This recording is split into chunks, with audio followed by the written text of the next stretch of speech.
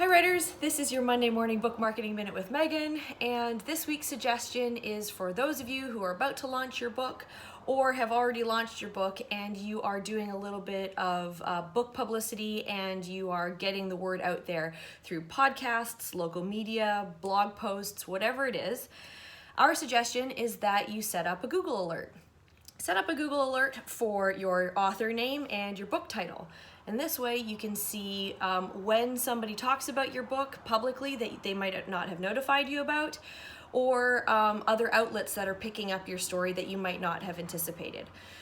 For example, when my book was released a few years ago, Our Interrupted Fairy Tale, a local media outlet did a story on it, and unbeknownst to me, except for my Google alert, another local paper put it in onto their website as a digital story.